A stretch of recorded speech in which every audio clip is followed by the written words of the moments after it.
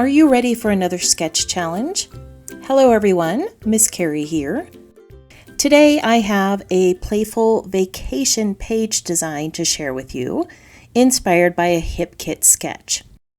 I'll explain how I modified the sketch and incorporated some cut files to fit this vacation theme. This month I've had the opportunity to create with the June Hip Kits. On my previous project, I used the main kit. Today, I'm using a few more pieces from that collection, and I'm going to add some items from the June embellishment kit. The Getting Around Town kit has a new color palette that's unique to Hip Kit. It's perfect for vacation and everyday photos. The June embellishment kit coordinates perfectly with the main kit. You receive a set of die cuts that build a skyline scene. I love all the layered pieces in this pack. You also receive a set of mini puffy stickers, silver foil stickers, cardstock and foam phrases, and a collection of cardstock and vellum die cut tags with silver foil accents. Not only will I be using the main kit and embellishment kit, I will also be working with a cut file. This is what the original Hip Kit cut file looks like. Subscribers of the Hip Kit Club can download this as part of their monthly kit. This airplane image has some great details, but I wanted to scale it down, and this is what happened to the stitching elements. Unfortunately, they did not cut very well at this size, so I used my contour tool in Design Space to remove the stitching images. On this channel, I have posted a video that explains how to remove the parts of a cut file image with the Cricut contour tool. I'll add a link to that video in the description below, along with the list of supplies I'm using today. The scrapbook design I'm creating will be based on the July challenge sketch from the Hip Kit Club group. This challenge is open to members in the group, and the monthly winner receives a gift voucher to the Hip Kit site. As you can see, there are 3 circles on here, so I've cut 3 of these airplane images to replicate those circle designs. I'm going to use these to create shaker elements for my background. I can't wait to show you how these come together. I'm recording a memory of moms and daughters sitting on an airplane excited for a big trip together.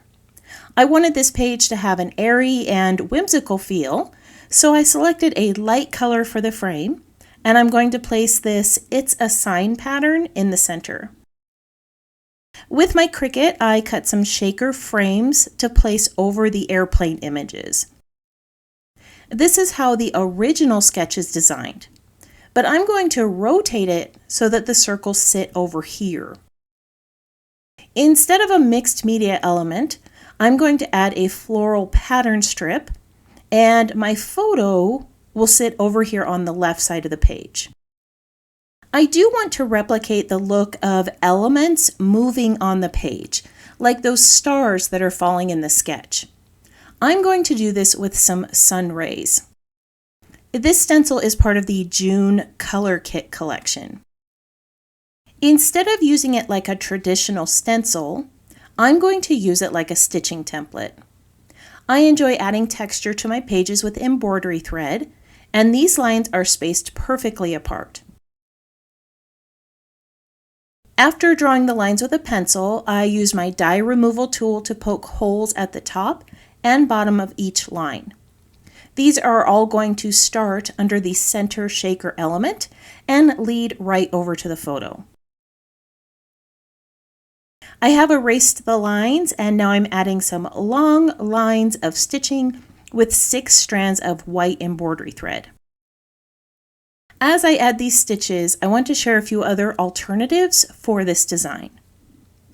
Of course, you can use that stencil to bring in some mixed media. That's always a fun choice. You could also use the arrow rub-on transfers that are in the kit. You could do some marker lines, use some pens, create some lines with ribbon or twine. If you like the look of embroidery thread, you can mix it up by using another color or bringing in a mix of colors and create a summer rainbow or an alternating pattern. There are so many possibilities with this type of design. Off camera, I finished the stitching lines and used my sewing machine to create a frame around the page. I also added some rows of stitching on the floral strip. There is a gap up here because I wanted the blue floral to sit at the top and bottom of the page. That gap will be hidden by one of the shakers. Speaking of shakers, let me show you how to create one of these. The airplane circles were cut from Koi cardstock, and I'm placing them over some circles that I cut from Quiet Blue.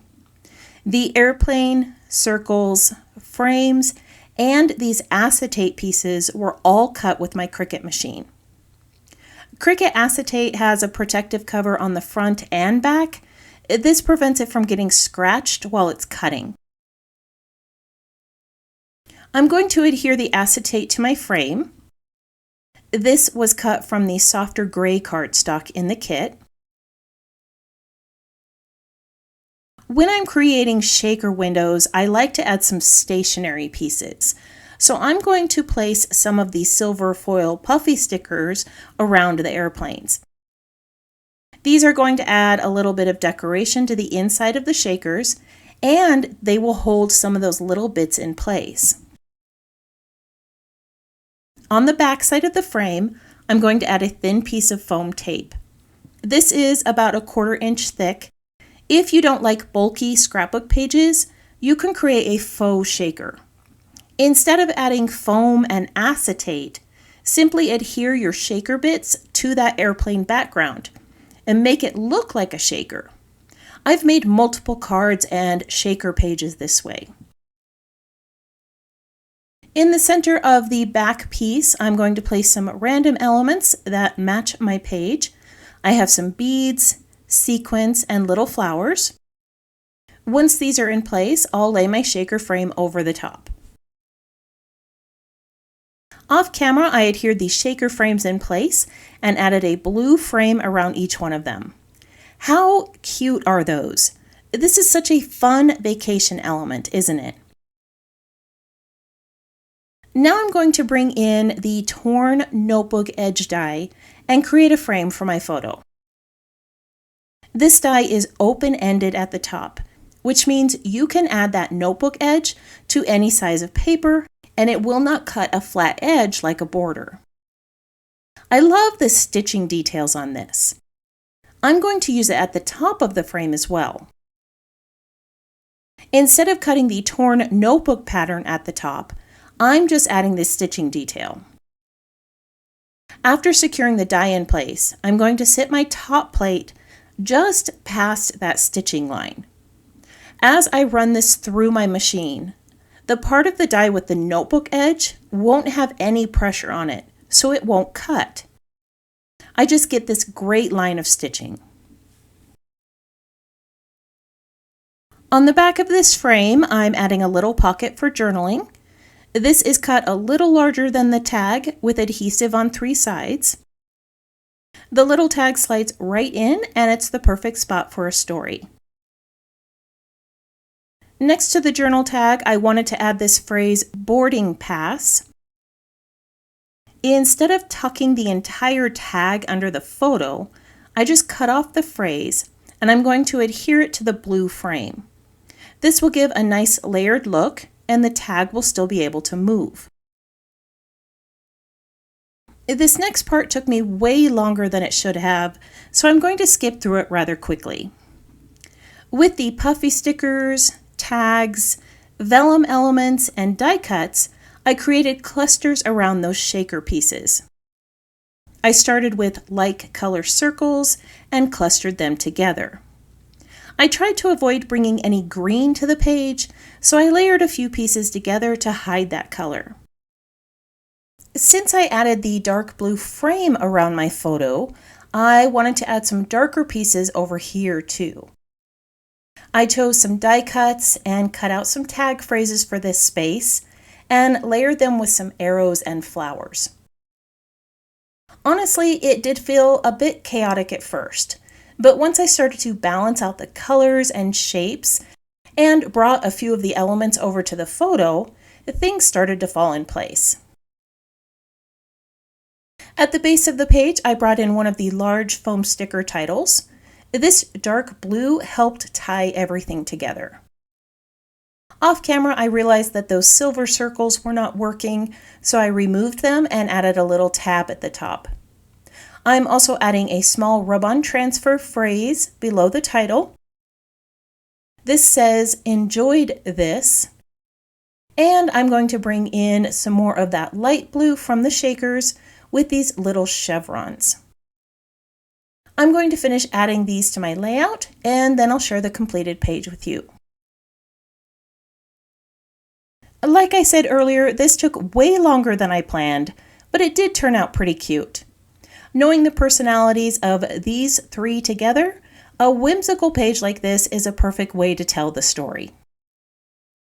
I'm going to bring that sketch back to the screen so that you can see what the challenge is for the month and how I used it. The design has 3 circles over a mixed media background with some sprinkled elements falling down. I chose to rotate the sketch, and I placed my circles over on the right with pattern paper and a mix of embellishments. Instead of sprinkling some elements downward, I used the sunburst stencil to create some lines that lead to my photo. It was a simple way to create movement on the page. Today, I shared a unique way to alter a sketch for a fun-filled vacation layout. The soft colors of this page create an airy feel, while the clever stitched lines lead the way from the cute airplane shakers to the charming photograph. This creates a lovely scene filled with adventure. If you're one who enjoys pinning projects to inspiration boards, I've added still shots of this layout to my social media posts and website for you to use. Don't forget to head on over to the HipKit Facebook group and join this month's challenge for a chance to win a gift certificate to the HipKit site. The challenge ends on July 30th, 6 p.m. Pacific Standard Time. I want to thank you for joining me today. I hope this project inspired you to try something new. If you have any questions about this project or the supplies I used, feel free to leave that in the comments below.